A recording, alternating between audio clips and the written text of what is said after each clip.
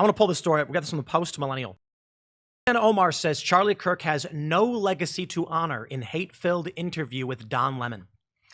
Rep. Ilhan Omar doubled down on her criticism of the late conservative activist Charlie Kirk during an interview with Don Lemon, saying she has nothing to apologize for and dismissing any effort to portray Kirk's work as honorable. Quote, I have nothing to apologize for. You know, it is a tragedy that Charlie Kirk was killed in that way. I feel for his widow and his children. They will have to live with that for the rest of their lives, but there is no legacy to honor. It was a legacy filled with bigotry, hatred, and white supremacy. I also want to throw in this video from our old friend Don Lemon. Men who look like you, men who vote like you, and men who sound like you. White men, something is broken. Something is cracked deep inside when so many of you believe the answer to fear, to loss, to change is violence. Shall I go back and cite the data we just had a moment ago when Don Lemon says something so shockingly insane and racist? But like, you know,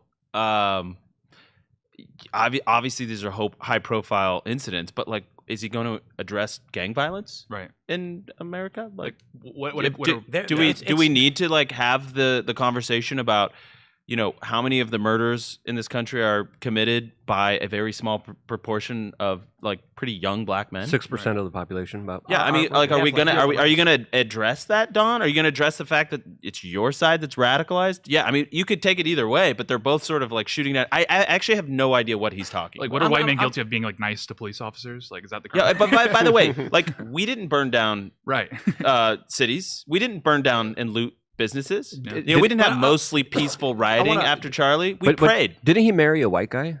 What did they say? Colonizer in the sheets, and what's the phrasing? Revolutionary in the streets. Revolutionary in the streets, colonizing the sheets. I'm going to intentionally make this personal and hokey for a reason. I was skateboarding at Freedom Plaza in D.C.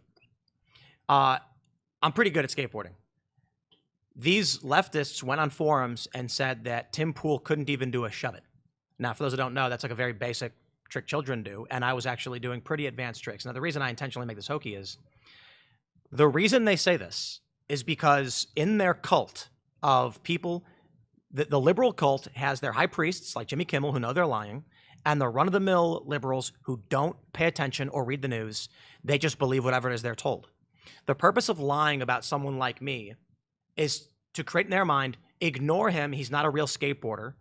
And so they want to try and isolate me, my views, my team, my company from the industry. I bring this up intentionally, as I said, making it hokey. The idea that Charlie Kirk has no legacy to honor is the stupidest thing imaginable, considering TPUSA, AmFest already has people saying it's bigger than the RNC, and it's the biggest right-wing political convention, if not the biggest political convention in the country over the past several years since its inception.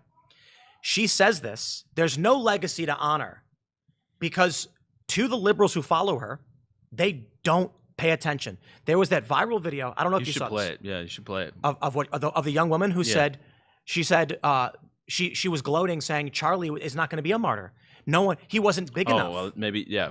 Not that. I thought you were talking about that we talked about before the show, the black mother, and Charlie was like, praise God. Oh, that's yeah, I mean, that was a great one. Yeah, I mean, but there's tons of that. I mean, you know, Charlie, what they do, and this is why I genuinely don't mean this as a selfish plug, but, you know, we did an episode on Thursday where we went through all of the, what we would think the most viral on the left clips, taking Charlie out of context, whether that be the brain processing power of black women.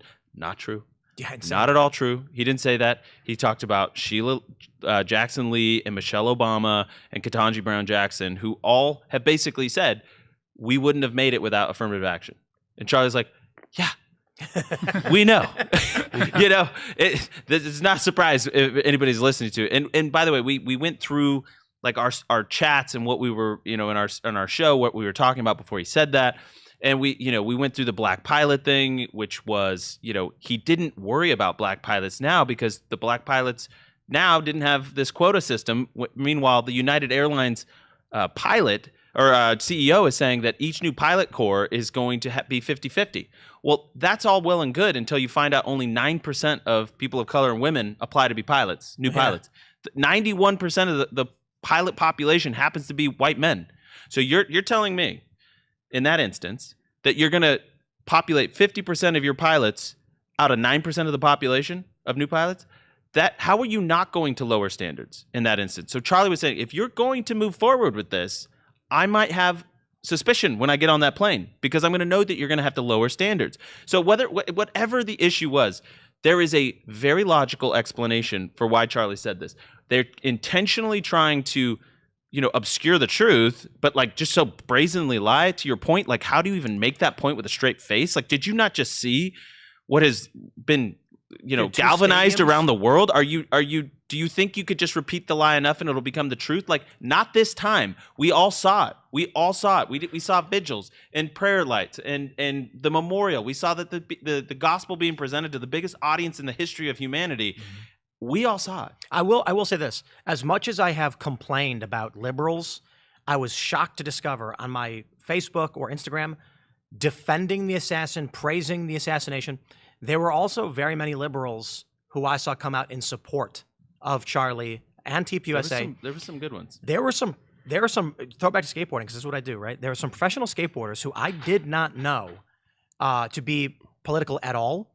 And boy, did they piss off the left when some of the biggest names in skateboarding came out and said, I'll shout, Steve Caballero, a legend in skateboarding, came out and said, condolences and said kind words. All of these lefty skateboarders were just so angry. No, you can't tell the truth. How dare you tell the truth? Well, I think, we've talked about the silent majority for a long time. People who obviously don't believe in the sterilization of children or sex changes for kids or whatever, but were too scared to speak up because they'd lose their jobs. What ends up happening then is, with something so shocking as what happened to Charlie, I think a lot of people snapped to attention and said, we better speak now or forever hold our peace. Well, I am a glass half full on America guy. I am. It's not just because I have to be. It's not just because of my job. I genuinely believe that this nation is providential. I do. Mm-hmm. Now, it doesn't mean we get to have it forever. Doesn't mean that we're guaranteed anything. We got to fight for it. But, when you talk about liberals coming out and actually defending the truth, that's a good sign. It's a good sign. When you see moderates coming out to defend the truth, that's a good sign. This is insane that we've come to this far, no doubt. But there is a belief in me, and there is a prayer that I have, that we're going to see things politically that we couldn't have even imagined in November, because there are a remnant of sanity in this country that it's going to say, we can't have this anymore. We cannot have this. This is so shocking, so terrifying. This is so, I'm so freaked out for my kids that this is a potential reality that we're sliding down, that we say no more. My prediction is, in about a year's time, we will get at least within, but I think by. I think 1 year from now, there will likely be another high-profile targeted assassination, perhaps attempt or terror attack. I'm not saying the probability is really, really high. There's a lot of things that'll happen between now and then. So I think I said maybe it'll be 6% likelihood, whatever. I just see that as the strongest possibility because you're wrong. I do too.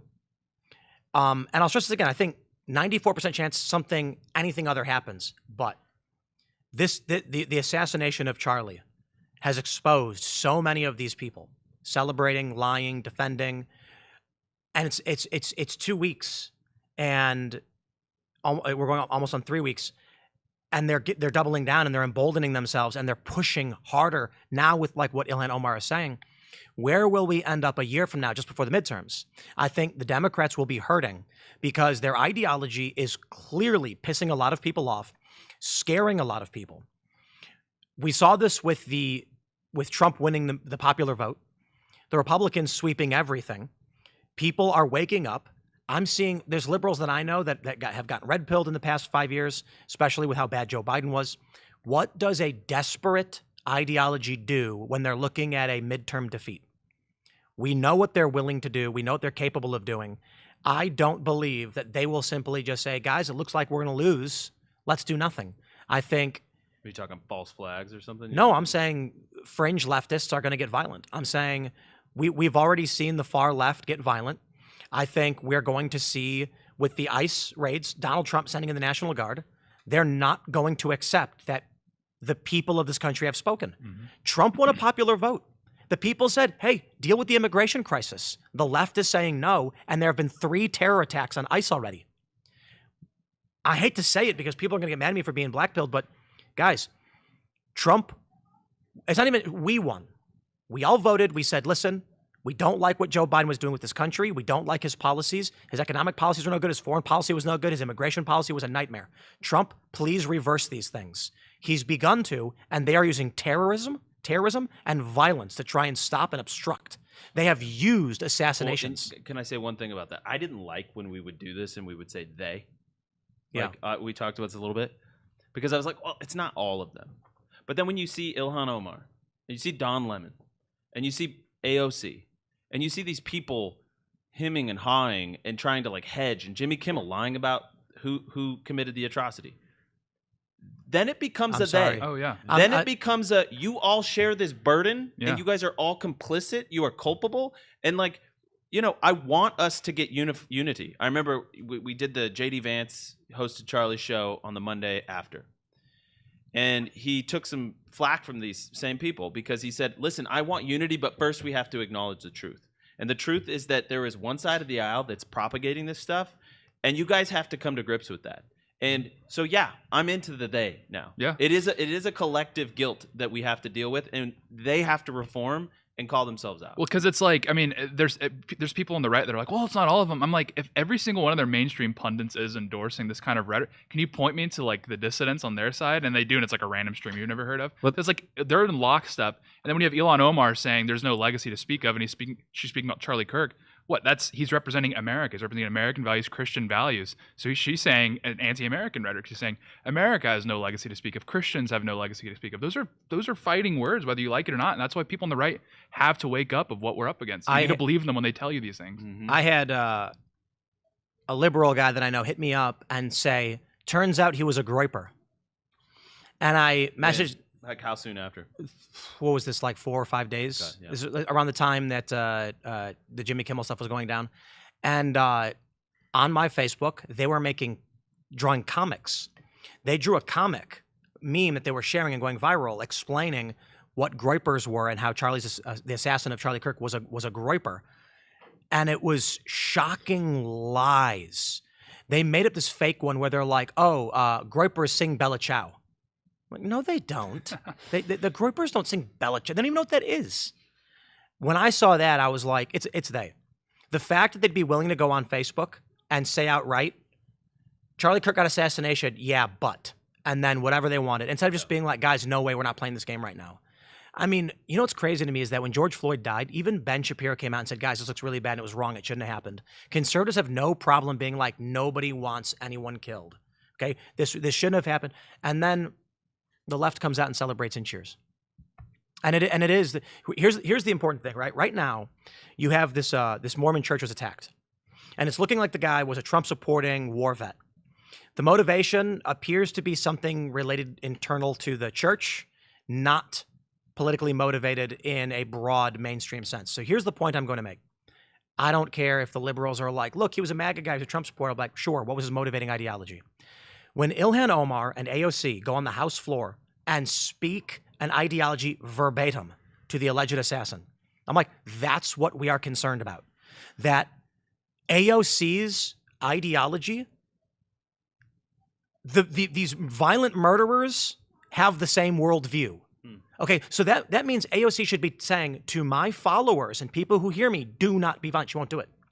I have no problem saying to everybody on the right, the day Charlie died, I said, cooler heads must prevail. We cannot have retaliation or violence. It needs to be handled by law enforcement. This is what we do. They can't do it. And when I say they, again, AOC went on the House floor to smear and besmirch Charlie's good name.